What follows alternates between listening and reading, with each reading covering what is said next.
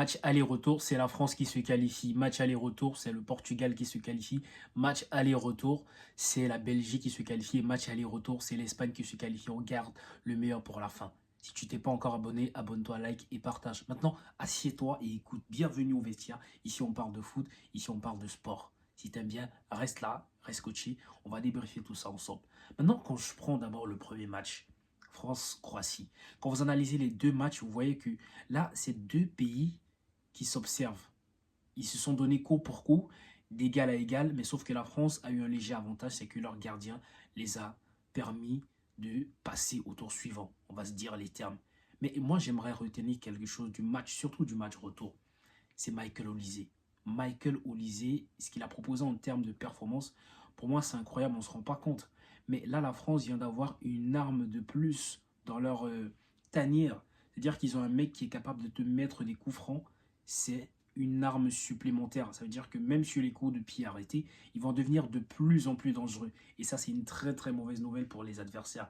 Michael Olise, avec sa capacité à mettre des coups francs, avec sa capacité à déstabiliser les défenses, avec sa capacité d'élimination facile, on va pas se mentir, il est aussi très technique ce garçon. Il est aussi très technique et il a prouvé encore avec ce magnifique coup franc qu'il a mis Dembélé qui marque. Mbappé, toujours un peu l'ombre de lui-même.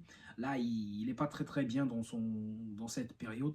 Mais bon, on espère qu'il va revenir au niveau pour le football, parce que moi je suis barcelonais, je ne suis pas du tout madrilène. J'ai débrief le match, rien que le match, je suis objectif. Du moins, j'essaye de l'être à maximum. Voilà, maintenant, si on revient un peu sur les performances globales, avec cette séance de tir au but qui était hyper stressante. D'ailleurs, Jules Koundé qui a raté le sien. Si on revient un peu sur le match Croatie-France, vous oubliez pas un mec? Vous oubliez pas quelqu'un? Lucas Modric.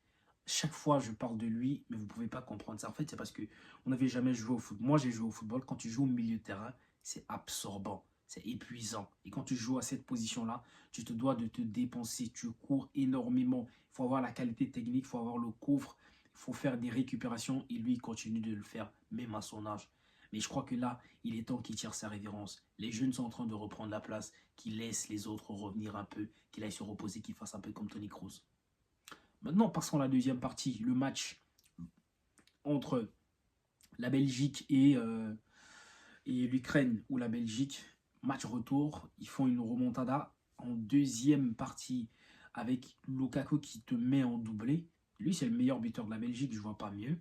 Meilleur attaquant all-time, je ne dis pas qu'il y a un autre attaquant. Il n'y a pas un autre attaquant que lui en Belgique, c'est Romelu Lukaku. Mais une fois de plus, qui est à la baguette? Qui est à la baguette? C'est Kevin De Bruyne. Je vois le match comme ça, je vois les passes de De Bruyne, je me dis, putain, s'il en avait comme ça deux De Bruyne dans cette équipe aurait pu gagner quelque chose.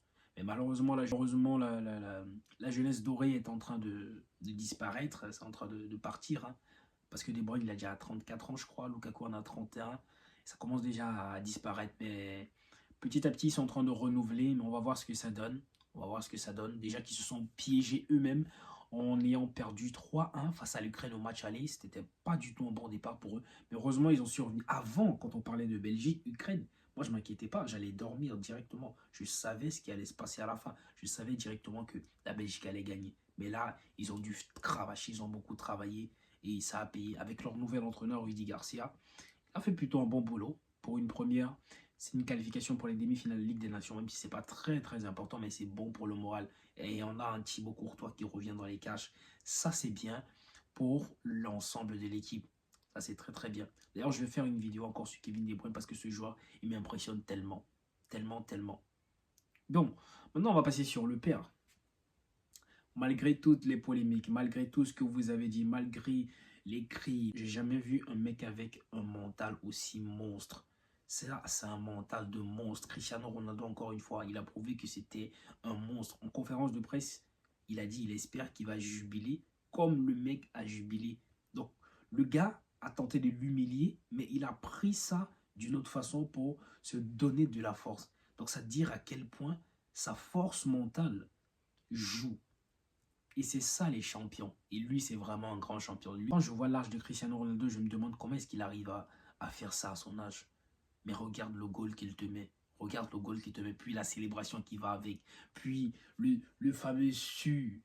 Voir Cristiano Ronaldo réaliser ce qu'il est en train de réaliser à son âge, même si j'espère qu'il ne va pas gagner la Coupe du Monde parce que sinon les pros Ronaldo ne vont pas nous laisser respirer.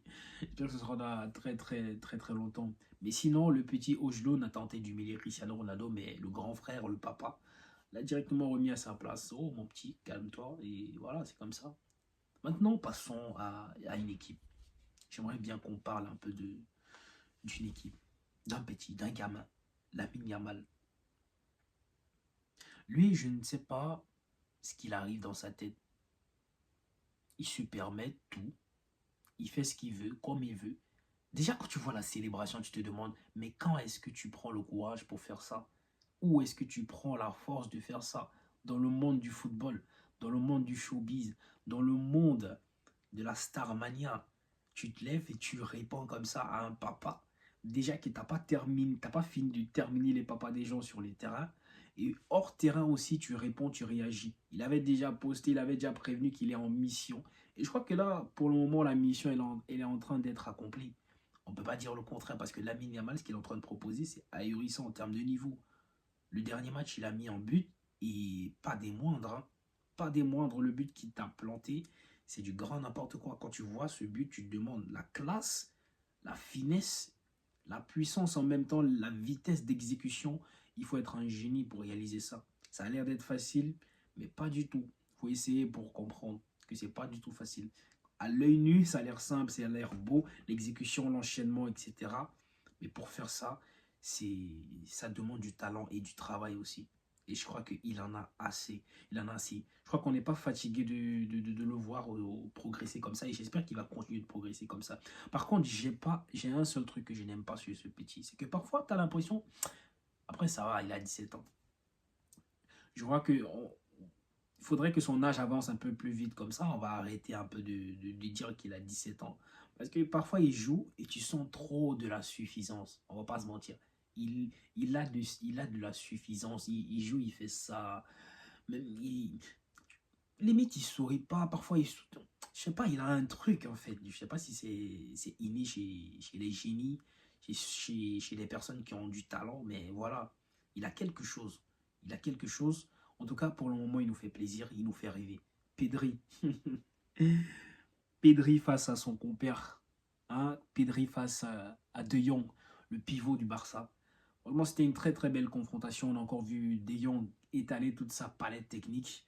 Par contre, j'avais un Pedri qui était larmoyant au moment de la séance des tirs au but parce que c'était un match vraiment à rebondissement. Ça allait dans tous les sens comme ça.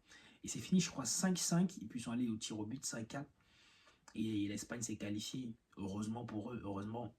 Parce que Pedri, il en allait baver, il allait pleurer comme un petit gamin.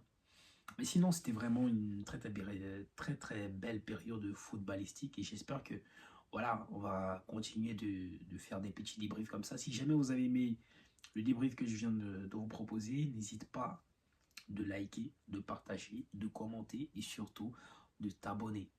Passe une très bonne et excellente soirée à toi et bonne nuit.